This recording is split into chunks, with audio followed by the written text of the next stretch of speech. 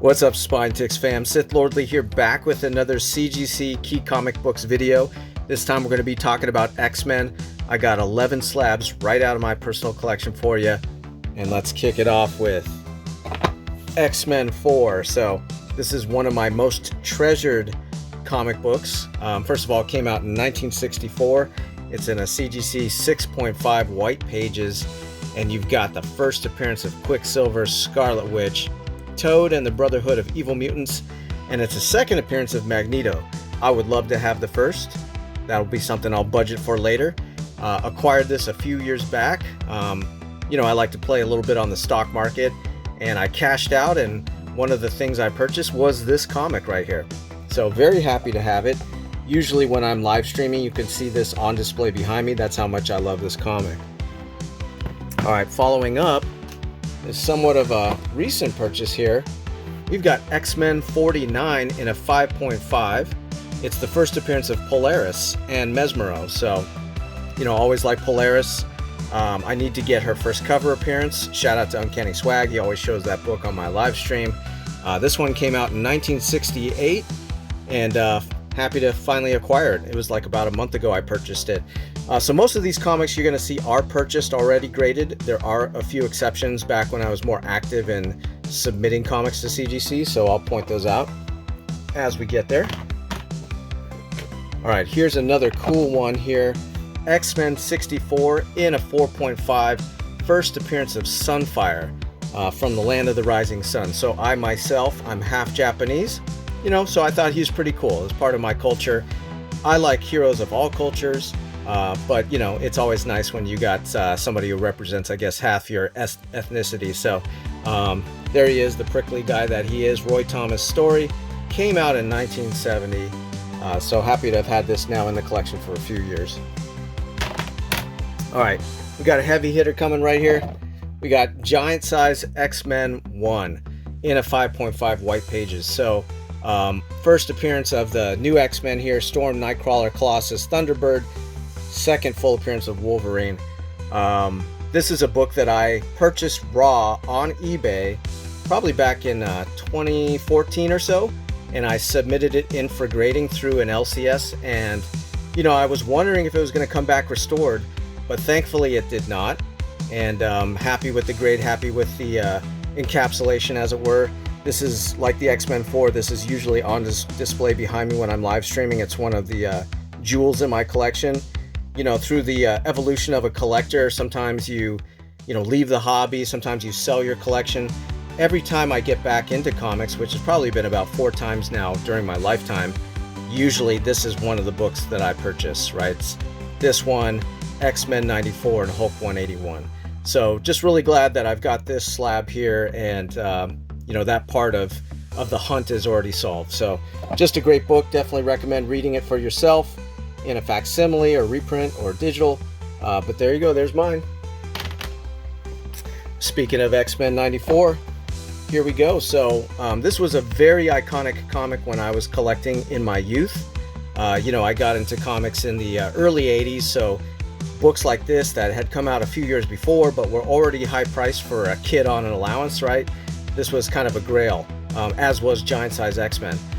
So yeah, as I mentioned, when I get back into collecting, whenever that is, and I've been in collecting now for like 10 years, but prior to that I'd leave and come back into the hobby, and this was another key book that I always wanted to pick up. I actually have a full run of X-Men from 94 to 300.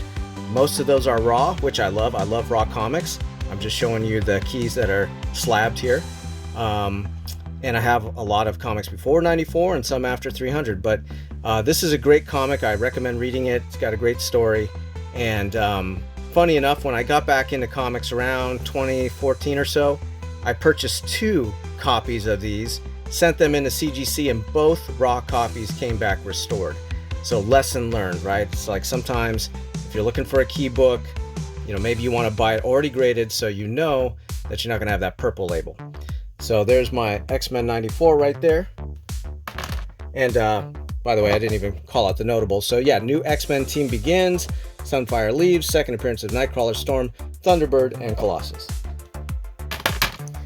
All right, as I was, again, for like the third time trying to get the X-Men 94 to 300 run, 100 was one of those comics that I was missing. So I just decided to buy one that was already graded on eBay. I didn't necessarily need this one slabbed, but you know, the slabbed price compared to the raw were pretty comparable, and you know, it was over you know, like 100-200 bucks. So when you spend that much, you know, I like to make sure that it's not restored. So we've got, you know, old X-Men versus new X-Men. Very cool to see because I love both teams and I love all the heroes. So we got a 6.5, came out in 1976. Following that, another iconic comic from back in the day, X-Men 101. So you've got Phoenix just rising out of the water like that. Just that is burned in my mind. Again, when I was youth collecting in the 80s, this was one of those iconic books that some of my friends had, you know, whether they got it from their older brothers or their parents sprung for it.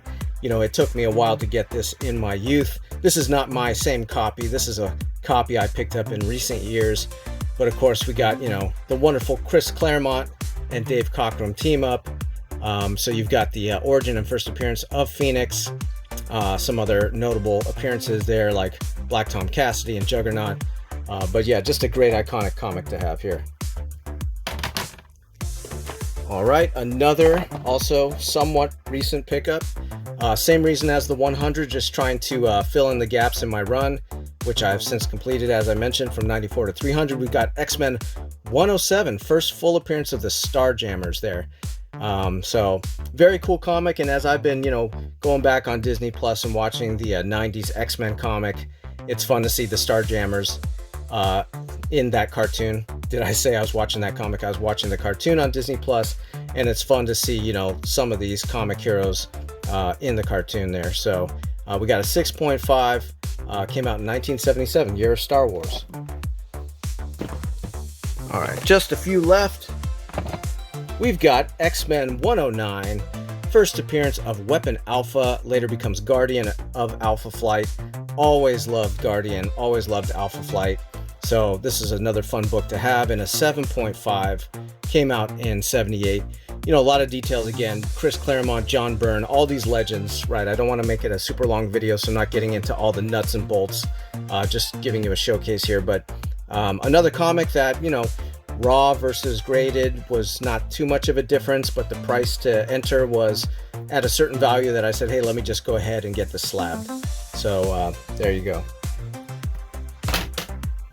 Next up, keeping up with the Alpha Flight theme, you got X-Men 121, came out in 79, first full appearance of Alpha Flight right there. Again, the Chris Claremont and John Byrne team up in an 8.5. Very cool. And then we get to the last comic here. So part of that whole, which was the first appearance, I'm not going to get into that because I also own X-Men 266, but we've got X-Men Annual 14 in a 9.6, which, as you can read on the label, it says Gambit cameo predates Uncanny X-Men 266. So my 266 is raw. I should probably, well, I mean, I don't have to, but I could send it in to get slabbed. One of the fun things about CGC is the registry, where you can compete with other collectors. You know, the more slabs you've got, you get a rank. It's very similar to what I do with sports cards through PSA. I'm not as, I guess, into that with CGC just because, you know, I like to read my comics. I don't want 10 million big old slabs in here. But for keys, I'm definitely all about it. So we'll close it out there with X-Men Annual 14. Came out in 1990, and I was definitely not collecting in 1990. I was a young adult about town, right? Having fun, having a little bit of a nightlife. But it was fun to go back and pick this comic up later. So that's it. That's my X-Men comic. If you like this, make sure to check out my Spider-Man, my Avengers, and Fantastic Four videos in the series. And I thank you for watching. I'll catch you on the next one. Sith Lordly out.